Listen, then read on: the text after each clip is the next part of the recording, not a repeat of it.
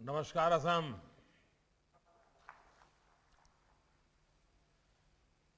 श्रीमंत शंकरदेव की कर्मस्थली और सत्रों की भूमि मजूली को मेरा प्रणाम। केंद्रीय मंत्रिमंडल में मेरे सहयोगी श्री नितिन जी, रविशंकर जी, मनसुख भाई, असम के मुख्यमंत्री श्री सर्बानंद जी, मेघालय के मुख्यमंत्री संगमा जी, असम के वित्त मंत्री डॉक्टर हेमंता बिस्वा शर्मा जी और असम के मेरे प्यारे भाई और बहनों, ऐसा लग रहा है कि आली आए लिगांग उत्सव की उमंग दूसरे दिन भी जारी है। कल मिसिंग समुदाय के लिए खेती और किसानी के उत्सव का दिन था और आज मजूली सहित पूरे असम और नॉर्थ ईस्ट के विकास का एक बहुत बड़ा महोत्सव है। ताकामे लिगांग आछेंगे छेली ड्रुग। भाइयों और बहनों, भारत रत्न डॉक्टर भूपेन हजारिका जी ने कभी लिखा था, महाबाहु ब्रह्मपुत्र महामिलनर तीर्थ कला कत जुग धीरे आही छे प्रकाकी हमनवर अर्थ। यानी ब्रह्मपुत्र का विस्तार बंधुत्व का, भाईचारे का, मिलन का तीर्थ है। सालों साल से ये पवित्र नदी मेलजोल का, कनेक्टिविटी का पर्याय रही है। लेकिन ये भी सही है कि ब्रह्मपुत्र पर कनेक्टिविटी से जुड़े जितने काम पहले होने चाहिए थे उतने नहीं हुए। इस वजह से असम के भीतर भी और नॉर्थ ईस्ट के अन्य क्षेत्रों में कनेक्टिविटी हमेशा एक बड़ी चुनौती बनी रही। महाबाहु ब्रह्मपुत्र के आशीर्वाद से अब दिशा में तेजी से काम हो रहा है। बीते वर्षों में केंद्र और असम की डबल इंजन सरकार ने इस पूरे क्षेत्र की भौगोलिक और सांस्कृतिक दोनों प्रकार की दूरियों को कम करने का प्रयास किया है। हमने ब्रह्मपुत्र की शाश्वत भावनाओं के अनुरूप सुविधा, सुअवसरों और संस्कृति के पुल बनाए हैं, सेतु बनाए हैं। असम सहित पूरे नॉर्थ ईस्ट की फिजिकल और कल्चरल इंटीग्रिटी को बीते सालों में सशक्त किया गया है। साथियों, आज का दिन असम सहित पूरे नॉर्थ ईस्ट के लिए इस व्यापक विजन को विस्तार देने वाला है। डॉक्टर भूपेन हजारिका सेतु हो, बोगीबिल ब्रिज हो, सरायघाट ब्रिज हो, ऐसे अनेक ब्रिज आज असम का जीवन आसान बना रहे हैं। ये देश की सुरक्षा को मजबूत करने के साथ ही हमारे वीर जांबाजों को भी बड़ी सहूलियत दे रहे हैं। असम और नॉर्थ ईस्ट के अलग अलग हिस्सों को जोड़ने के इस अभियान को आज और आगे बढ़ाया गया है। आज से 2 और बड़े ब्रिज पर काम शुरू हो रहा है। जब कुछ वर्ष पहले मैं मोजुली द्वीप गया था तो वहां की समस्याओं को करीब से महसूस किया था। मुझे खुशी है कि सर्बानंद सोनोवाल जी की सरकार ने इन मुश्किलों को कम करने के लिए पूरी निष्ठा से प्रयास किया है। मजूली में असम का पहला हेलीपोर्ट भी बन चुका है। भाई और बहनों, अब मजूली वासियों को सड़क का भी तेज और सुरक्षित विकल्प मिलने जा रहा है। आपकी बरसों पुरानी मांग आज पुल के भूमि पूजन के साथ ही पूरी होनी शुरू हो गई है। कालीबाड़ी घाट से जोरहाट को जोड़ने वाला 8 किलोमीटर का ये पुल मजूली के हजारों परिवारों की जीवन रेखा बनेगा। ये ब्रिज आपके लिए सुविधा और संभावनाओं का सेतु बनने वाला है। इसी तरह धुबरी से मेघालय में फुलबारी तक 19 किलोमीटर लंबा पुल जब तैयार हो जाएगा तो इससे बराक घाटी की कनेक्टिविटी मजबूत होगी। यही नहीं, इस पुल से मेघालय, मणिपुर, मिजोरम और त्रिपुरा भी असम से दूरी भी बहुत कम हो जाएगी। सोचिए, मेघालय और असम के बीच अभी सड़क मार्ग से जो दूरी करीब 250 किलोमीटर है, भविष्य में सिर्फ 19-20 किलोमीटर रह जाएगी। ये ब्रिज अन्य देशों के साथ अंतर्राष्ट्रीय यातायात के लिए भी महत्वपूर्ण साबित होगा। भाइयों और बहनों, ब्रह्मपुत्र और बराक सहित असम को अनेक नदियों की जो सौगात मिली है, उसको समृद्ध करने के लिए आज महाबाहु ब्रह्मपुत्र प्रोग्राम शुरू किया गया है। ये प्रोग्राम ब्रह्मपुत्र के जल से इस पूरे क्षेत्र में वाटर कनेक्टिविटी को, पोर्ट लेड डेवलपमेंट को सशक्त करेगा। इस अभियान की शुरुआत में आज निमाती मजूली नॉर्थ और साउथ गुवाहाटी धुबरी तिसिंगमारी के बीच 3 रोपैक्स सेवाओं का उद्घाटन किया गया है। इसी के साथ असम इतने बड़े स्तर पर रोपैक्स सर्विस से जुड़ने वाला देश का अग्रणी राज्य बन गया है।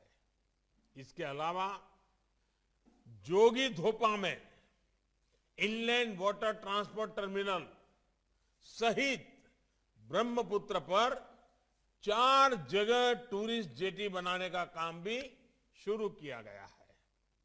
मजूली सहित असम को, नॉर्थ ईस्ट को बेहतर कनेक्टिविटी देने वाले ये प्रोजेक्ट इस क्षेत्र में विकास की गति को और तेज करेंगे। 2016 में आपके दिए एक वोट ने कितना कुछ करके दिखाया है। आपके वोट की ये ताकत अभी असम को और ऊंचाई पर लेकर जाने वाली है। भाइयों और बहनों, गुलामी के कालखंड में भी असम देश के संपन्न और अधिक रेवेन्यू देने वाले राज्यों में से एक था। यहां तक कि चिटगांव और कोलकाता पोर्ट तक चाय और पेट्रोलियम पदार्थ ब्रह्मपुत्र, पद्मा, मेघना नदियां और रेल लाइनों से होकर ही पहुंचते थे। कनेक्टिविटी का यही नेटवर्क असम की समृद्धि का बड़ा कारण था। लेकिन आजादी के बाद जहां इस इंफ्रास्ट्रक्चर को आधुनिक बनाना जरूरी था, इन्हें अपने हाल पर छोड़ दिया गया। जलमार्ग पर फोकस नहीं किया गया तो लगभग खत्म ही हो गए। इसी क्षेत्र में अव्यवस्था और अशांति के पीछे विकास को लेकर ये लापरवाही भी एक वजह तो थी ही थी। इतिहास में की गई इन गलतियों को सुधारने की शुरुआत अटल बिहारी वाजपेयी जी ने की थी। अब उनका और विस्तार किया जा रहा है, उन्हें और गति दी जा रही है। अब असम का विकास प्राथमिकता में भी है और इसके लिए दिन रात प्रयास भी हो रहा है। भाई और बहनों, बीते 5 वर्षों में असम की मल्टी मॉडल कनेक्टिविटी को फिर से स्थापित करने के लिए एक के बाद एक कदम उठाए गए हैं। कोशिश ये है कि असम को, नॉर्थ ईस्ट को दूसरे पूर्वी एशियाई देशों के साथ हमारे सांस्कृतिक और व्यापारिक रिश्तों का भी केंद्र बनाया जाए। इसलिए इनलैंड वाटरवेज को यहां एक बड़ी ताकत बनाने पर काम चल रहा है। हाल में ही बांग्लादेश के साथ वाटर कनेक्टिविटी बढ़ाने के लिए एक समझौता भी किया गया है।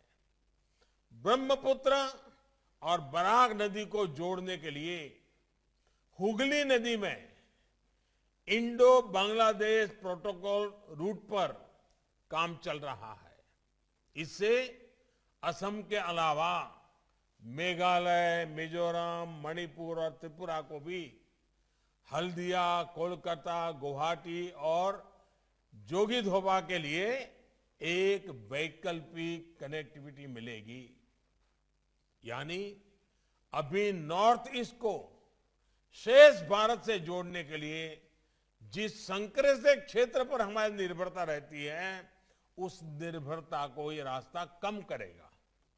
भाई और बहनों, जोगिघोपा का टीडब्ल्यूटी टर्मिनल, आईडब्ल्यूटी टर्मिनल इस वैकल्पिक रास्ते को और मजबूत बनाएगा और असम को कोलकाता से हल्दिया पोर्ट से जलमार्ग द्वारा जोड़ेगा।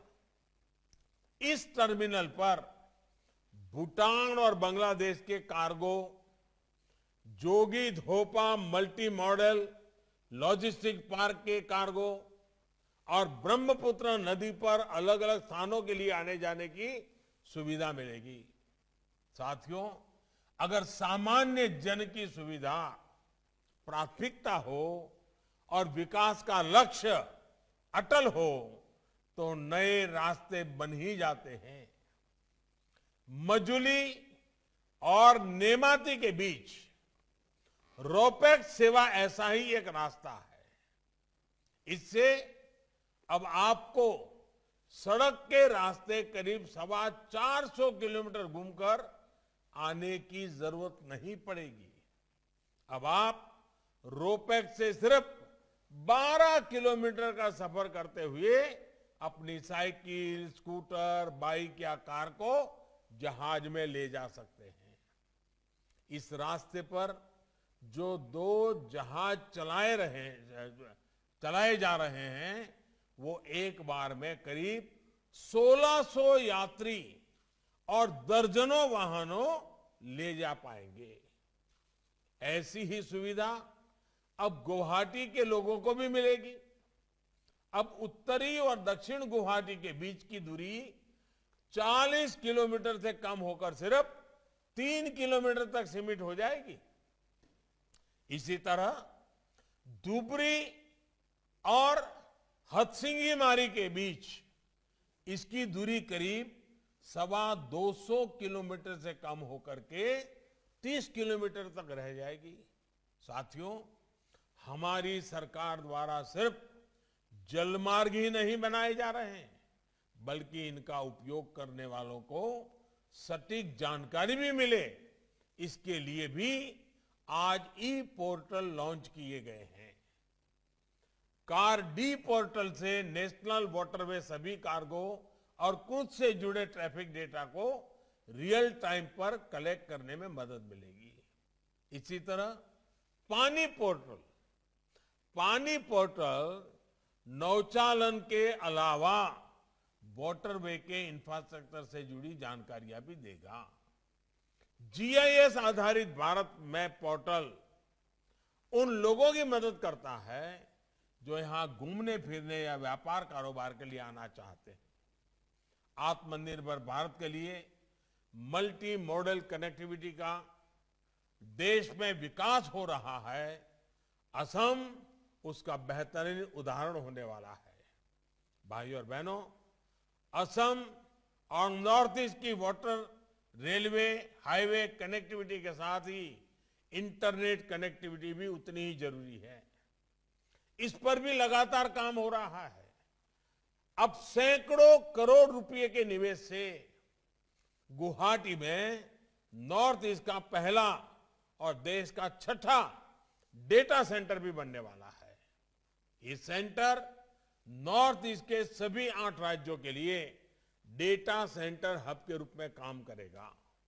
इस डेटा सेंटर के बनने से असम सहित पूरे नॉर्थ ईस्ट में ई गवर्नेंस को, आईटी सर्विस आधारित इंडस्ट्री को, स्टार्टअप्स को और बल मिलेगा। बीते सालों से नॉर्थ ईस्ट के युवाओं के लिए बीपीओ का जो इकोसिस्टम तैयार किया जा रहा है, उसको अब ताकत मिलेगी।